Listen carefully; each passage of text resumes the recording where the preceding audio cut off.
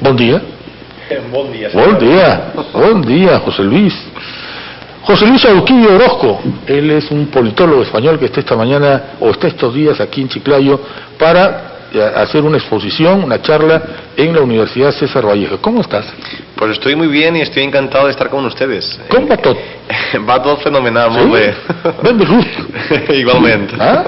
Ya veo que la lengua valenciana, catalana, la controla a la perfección. Bueno, no tan a la perfección.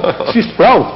Sisplau, molt bé. Sisplau, muy bien. Algunas cosas me enseñó mi nieto, que es catalán, pues, ¿no? Aunque tú eres valenciano. Yo soy valenciano. Bueno, el debate valenciano-catalán, no quiero entrar en Perú, que prefiero hablar de temas políticos más interesantes, pero es un debate muy arraigado en nuestra tierra, porque es una lengua muy similar, la lengua del territorio catalán con la lengua del territorio valenciano, de la comunidad valenciana, y es un tema muy polémico políticamente y que también los partidos políticos han jugado ideológicamente con esta indefinición del lingüismo valenciano-catalán. Dime una cosa, tú naciste en una zona de Valencia. ¿Tu esposa? Mi esposa es valenciana y es valenciana que decimos blavera, es decir, lleva el valencianismo en el corazón. Ah, muy bien.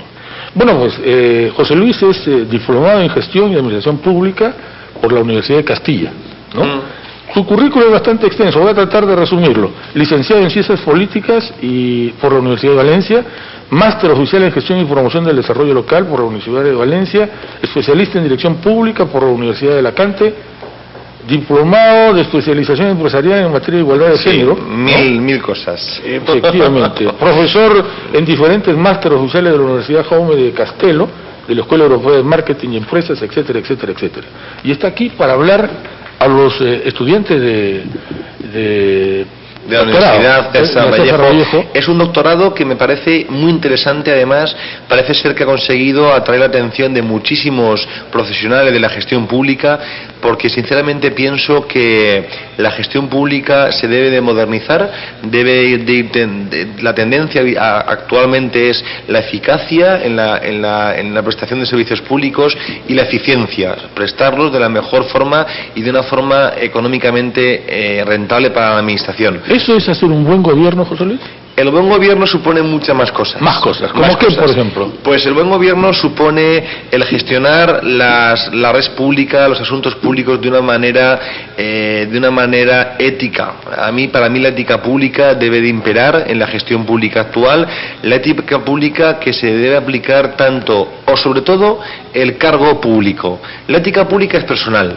Es como coaching, que es algo personal, es de la persona. Pues aquí es igual. La ética pública debe estar, se le debe formar al político en valores, en inquietudes y al fin y al cabo en una palabra que me encanta decir, que es en humanismo, en ser humanos, cercanos, próximos a los ciudadanos, a los vecinos y vecinas. De esa forma crearemos unos servicios públicos mucho más eficaces y más próximos a nuestros vecinos. Cuando te invitan a ti para venir a La Vallejo, me imagino que habrá sido, a ver, ¿qué pasa en el Perú? ¿No es cierto? Para venir a hablar un poco sobre la realidad con conocimiento de causa. Se dice por parte de los que conocen estos temas que hay una democracia representativa y una democracia participativa. Así es. ¿Cómo nos observas? Hombre, la democracia participativa es una democracia que es, en España hay una tendencia muy importante en esta materia, señor Fernando, muy importante. La democracia participativa se puede establecer o cohesionar en base a lo que llamamos gobierno abierto, open government. Este nuevo paradigma de la gestión pública establece lo siguiente: 3 pilares claves o básicos. En primer lugar, la colaboración público-privada para la prestación de servicios públicos.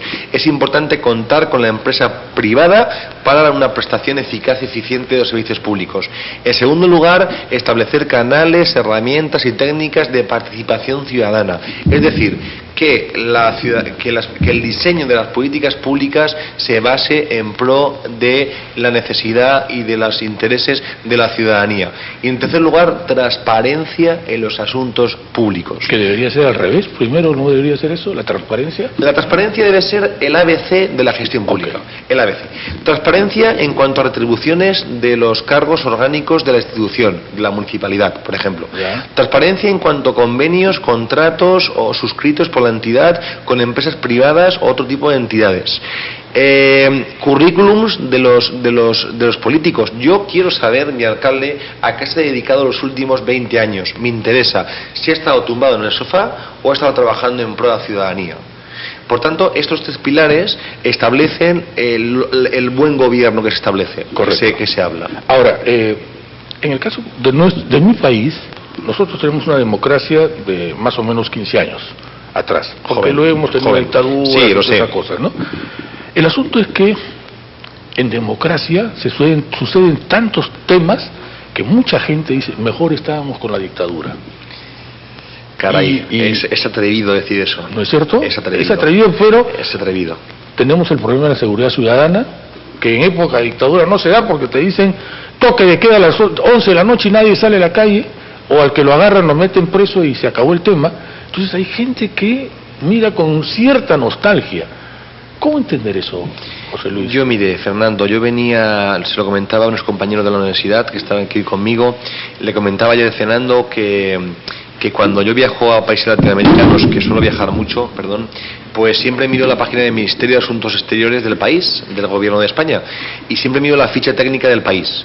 Y me encuentro que hay una coincidencia en países del cono sur americano, me encuentro que la mayoría de países tienen un problema grave, ya no solo coyuntural, sino estructural, de seguridad ciudadana. No soy experto en seguridad ciudadana, ni en técnicas policiales, ni científicas, no puedo hablar mucho de esto, pero lo que sí puedo hablar es que está basado un poco, en cierta manera, por la corta vida que tienen ustedes en materia democrática. Son una democracia muy joven. España también pasó por 40 años de democracia con el régimen del general Franco, y todavía hay gente que dice lo que dicen ustedes. Que lo recuerda. Que estábamos mejor con Franco. Nostálgicos, románticos, utópicos, que llamo yo. Son gente que recuerda mejor esa época, pero caray, hagamos memoria atrás y repensemos bien la historia y veamos que se cometieron grandes, en España, crímenes, se pasó mucha hambre, y supongo que en Perú pasaría algo similar, como pasó en Chile o como pasó en otros países de América Latina. Y uno de los temas que podría ser causal de que las democracias a veces tengan este tipo de situaciones es que los ciudadanos no sepamos exactamente cuáles son nuestros derechos, José Luis. ¿Ese es el tema? ¿La falta de educación? Sí, muy bien, Fernando. A mí me gusta decir la falta de pedagogía, más que educación. La falta de pedagogía, de sensibilización. Mire, yo creo que cualquier política pública se debe de comunicar con eficacia al ciudadano. Es decir, he visto que aquí en Perú tienen una utilidad real de la política 2.0, de las redes sociales. Ajá. Lo suelen utilizar bastante. Veo que es un país con un debate político mediático importante, todos los medios de comunicación hablan abiertamente de política, y me parece que ese debate, siempre y cuando, constructivo, y por qué no decir para la oposición destructivo. La política de oposición es una política muy dura y de política de guerrilla. Por tanto, creo que ese alto grado de debate político enriquece mucho al gobierno y enriquece mucho a la ciudadanía. Países como Perú, que si no tengo mal entendido, se presentan unos 20 candidatos a presidentes, claro, 10, sí, 20 candidatos a presidentes.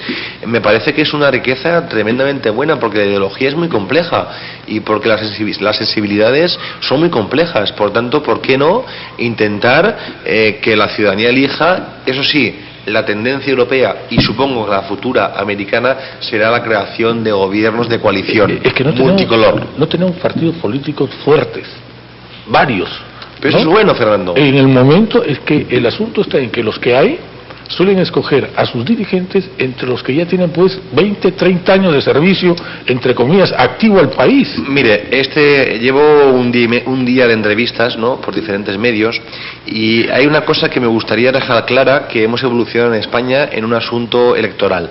Hemos evolucionado de modo que las cúpulas de los partidos ya no eligen a los candidatos a las elecciones presidenciales, regionales o municipales. ¿Sí, no? Hay un término que se utiliza mucho en España, que viene en pro de la regeneración democrática, que se denomina primarias abiertas. ¿Qué significan las primarias abiertas? Que no únicamente eligen al candidato la militancia o simpatizantes, no, sino que la ciudadanía, depositando €1 para la gestión del partido político por el proceso electoral interno, toda la ciudadanía puede elegir a su candidato de ese partido. Ojo con lo que digo, primarias internas. Por tanto, hay una legitimación natural de ese candidato, de manera que ese candidato viene con un proceso legitimado muy fuerte para presentarse a las elecciones. ¿Qué sucede? Que en ese proceso interno de democracia siempre suelen presentar 2 o 3 candidatos y se elige al mejor, al más capacitado. Dime, José Luis, un cambio en la cultura política es mucho mejor, o produciría un cambio en la cultura cívica de un país, o es al revés, primero la cívica y después la política. Me has leído la mente. Ajá.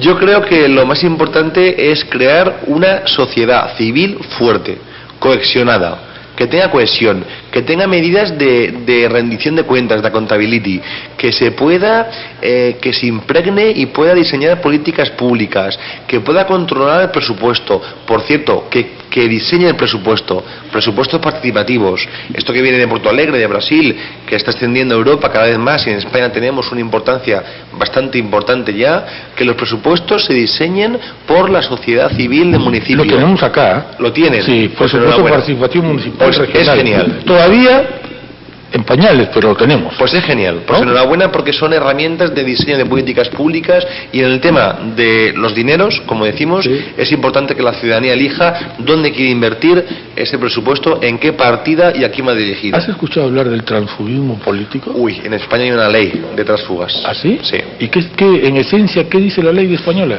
Es un acuerdo entre partidos. Ya. Es un acuerdo porque ahí tenemos una figura constitucional que es la moción de censura.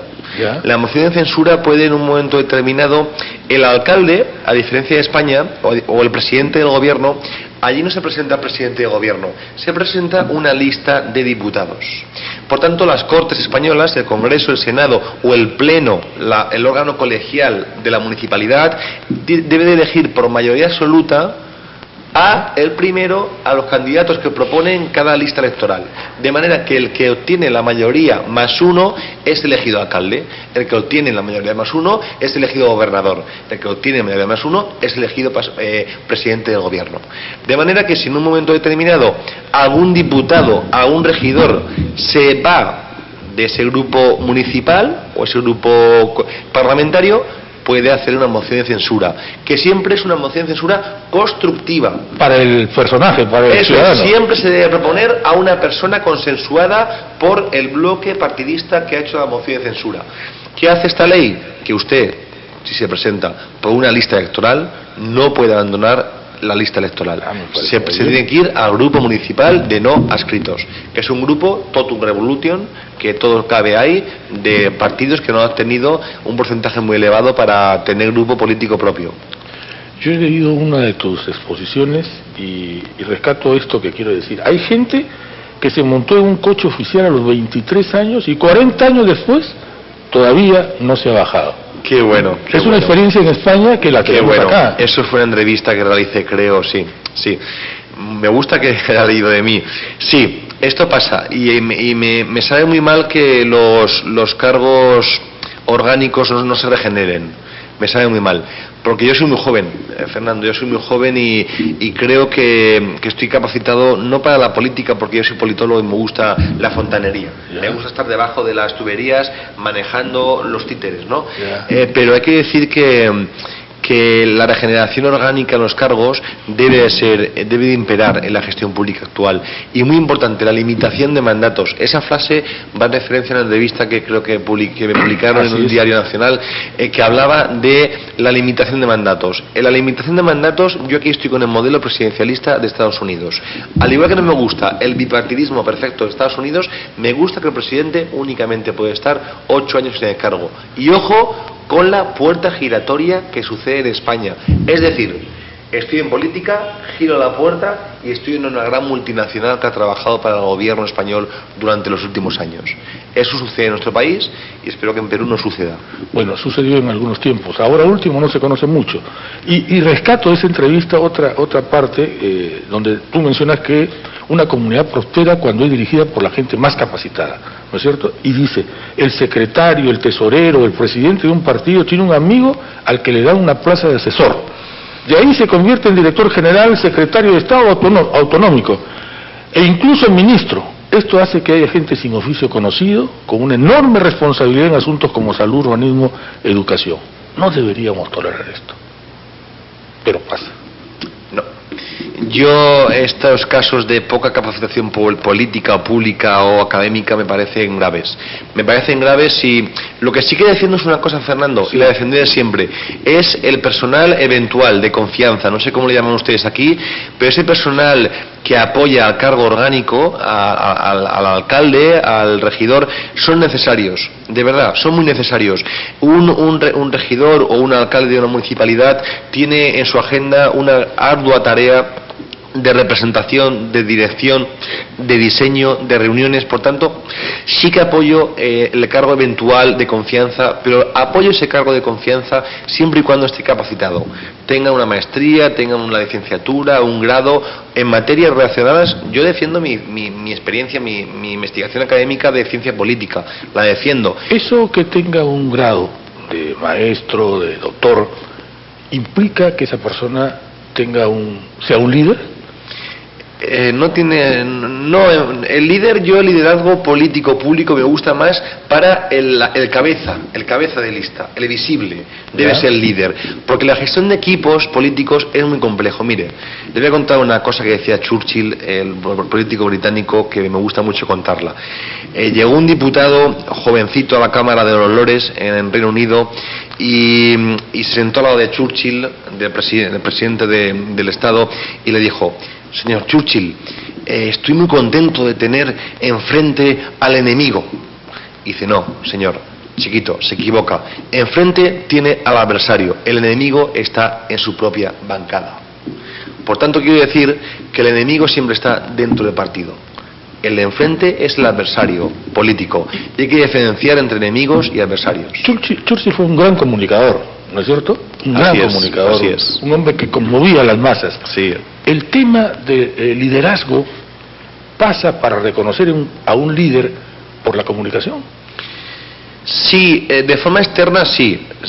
Los dotes de comunicación, persuasión, son importantes. Un líder tiene que saber persuadir a su equipo, tiene que saber convencer. Ten en cuenta, Fernando, que no siempre es fácil defender una decisión pública.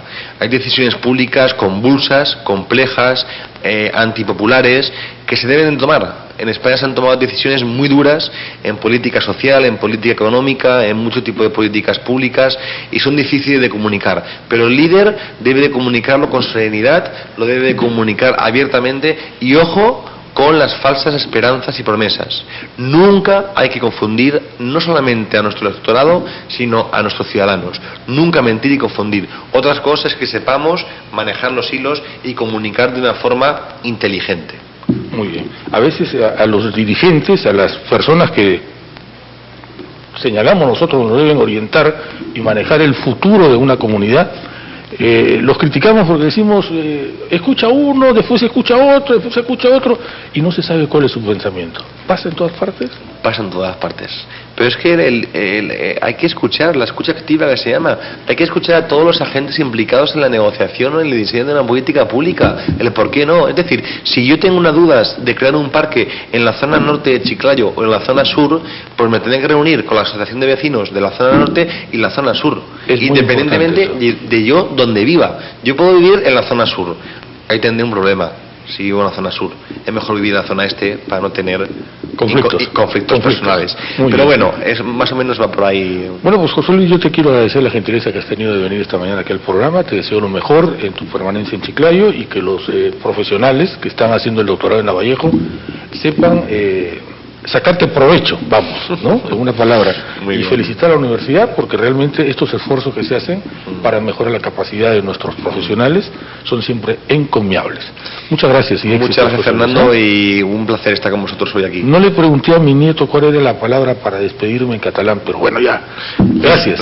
Gracias. Es palabra universal. Eso es, ¿no? Muchas gracias. Muchas gracias. A usted.